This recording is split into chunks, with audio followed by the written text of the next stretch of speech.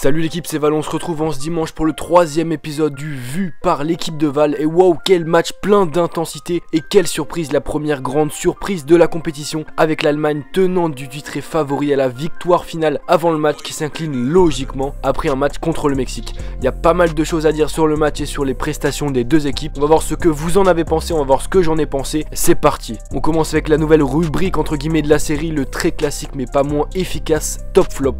Vous le savez sûrement si vous suivez bien la chaîne, je ne vous l'ai pas posé en sondage et c'est fait exprès. Vous allez devoir donner votre top flop en commentaire afin qu'il y ait des débats et des interactions entre vous mais également avec moi, ce qui va vraiment être intéressant parce que je vais répondre aux commentaires etc.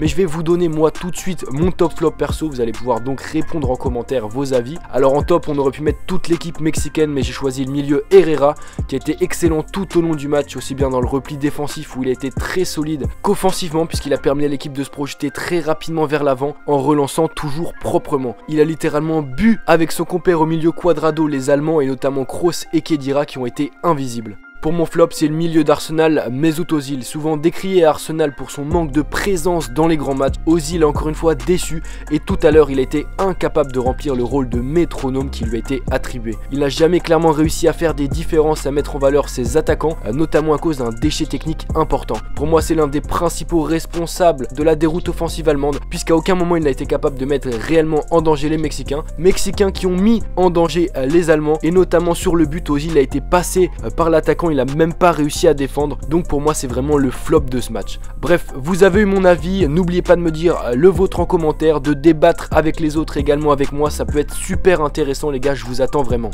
On passe donc à la première question que je vous ai posée. Après ce premier match et cette défaite, l'Allemagne apparaît-elle encore, selon toi, comme un prétendant sérieux à la victoire finale? Vous avez été très partagé sur la question et le résultat est très serré puisque 54% d'entre vous pensent que l'Allemagne est encore un prétendant sérieux à la victoire finale malgré sa défaite, contre 46% qui pensent que non. J'ai sélectionné pour cette question deux commentaires. Le premier d'Austin BTS qui pense que l'Allemagne est toujours prétendant à la victoire finale. Je cite entre guillemets: Allemagne 0, Mexique 1, Argentine, Islande 1 partout et la France qui a galéré contre l'Australie, donc peu d'équipes sont au-dessus des autres dans cette Coupe du Monde 2018.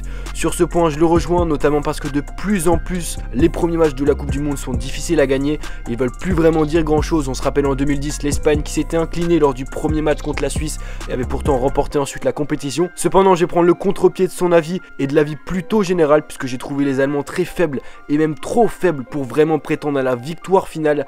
Défensivement, que ce soit dans l'axe ou sur les côtés, ils ont vraiment été dépassés par les Mexicains qui auraient vraiment pu en mettre 4 ou 5 quand on voit toutes les opportunités qu'ils ont eues et qu'ils ont mal joué. Du côté des lignes d'attaque et du milieu, ça a été bien en dessous du niveau que doivent afficher un futur vainqueur de la Coupe du Monde, avec un Ozil inexistant tout comme Müller, un Werner incapable de se montrer dangereux et un duo Kroos-Khedira beaucoup trop juste. C'est d'ailleurs l'avis de Sullivan44 qui trouve cette défaite entre guillemets très inquiétante car au-delà de ce match ils avaient été mauvais dans leur préparation, victoire seulement 2-1 contre l'Arabie Saoudite et défaite 2-1 contre l'Autriche. C'est également l'avis de le sniper Xotika qui a trouvé ces Allemands, je cite, très fébriles en défense et surtout offensivement nuls.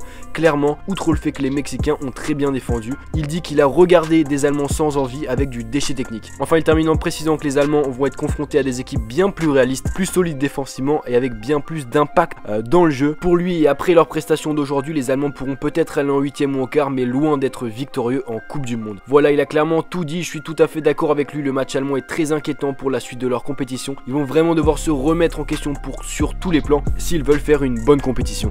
On l'a dit, on a donc vu une Allemagne avec beaucoup de difficultés offensivement parlant, ce qui nous permet de passer à la deuxième question que je vous ai posée. Au vu du manque clair d'animation offensive côté allemand, peut-on dire que le choix de ne pas sélectionner Sané est préjudiciable côté allemand? Ici les réponses ont été beaucoup moins serrées puisque 79% d'entre vous ont répondu oui, clairement l'absence de Sané est préjudiciable côté allemand, alors que 21% ont pensé que non, il n'aurait rien changé. Ici le premier commentaire c'est Bad Guns Prono qui appuie le fait que Leroy Sané a fait une saison exceptionnelle. Selon lui c'est le genre de joueur qui débloque les situations à lui tout seul par sa vitesse et ses dribbles. Donc oui, il a manqué aujourd'hui selon lui et je pense qu'il a résumé la pensée de la majorité d'entre vous. Pourquoi se priver de l'un des meilleurs joueurs de la saison en Première Ligue qui a souvent été très décisif avec City? Pour répondre à cet argument, j'ai sélectionné deux commentaires d'autres personnes. Le premier de Pierre Rouquet qui dit: Sané est un joueur rapide sans réelle utilité en attaque placé. Or les Mexicains étaient en bloc bas et empêchaient les joueurs allemands d'apporter de la verticalité. Marius Pinard lui dit que Sané a du talent individuel et pas forcément plus de talent collectif que les autres. Sa présence n'aurait rien changé, pour se convaincre il suffit de regarder ses performances en sélection qui n'ont jamais rien apporté aux Allemands. Là clairement mon avis est partagé car oui, Sané est un joueur excellent que j'adore, capable de faire la différence face à n'importe quelle défense grâce à sa vitesse et à sa technique, mais face à un Mexique bas,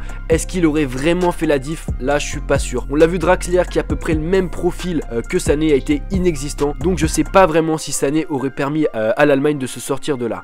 Enfin, dernière question que je vous ai posée, on va s'intéresser aux héros du jour, les Mexicains. Je vous ai donc posé la question suivante: la victoire mexicaine est-elle pour vous un exploit sans lendemain ou présage-t-elle au contraire un beau parcours pour l'équipe dans la compétition? Encore une fois, une grande majorité d'entre vous a voté la même chose, puisque 77% d'entre vous pensent que cette victoire mexicaine face à l'Allemagne annonce un grand parcours pour le Mexique dans la suite de la compétition. J'ai tout d'abord sélectionné un commentaire d'une des personnes qui pensent que cette victoire est sans lendemain, c'est le Julele Lyon qui dit: ok, ils ont battu l'Allemagne, mais cette victoire relève du miracle, ils ont été archi dominés et l'Allemagne n'était pas dans une grande forme, ce sera plus dur face au Brésil, à l'Espagne. Et c'est vrai, seront-ils capables de réitérer l'exploit face à d'autres cadors du mondial? Pas sûr encore une fois. Mais ce qu'il a oublié, Julele Lyon, et ce que précisent les 3 autres commentaires que j'ai sélectionnés, c'est qu'avec cette victoire, les Mexicains ont pas mal de chance, s'ils maintiennent leur niveau affiché cet après-midi, de terminer premier de leur poule et donc d'éviter en 8ème le Brésil, qui pourrait déjà les emmener jusqu'en quart de finale, ce qui pour le Mexique est déjà un très beau parcours. C'est ce qu'avancent ISJ, Brand, VDM et Team Aspachwa. Le premier dit que le Mexique va sûrement finir premier de son groupe, ils ont passé le pire et l'ont bien vécu, c'est sûr. Contre la Suède et la Corée du Sud, ils vont finir premier du groupe, et l'Allemagne devra donc sûrement affronter le Brésil en 8ème,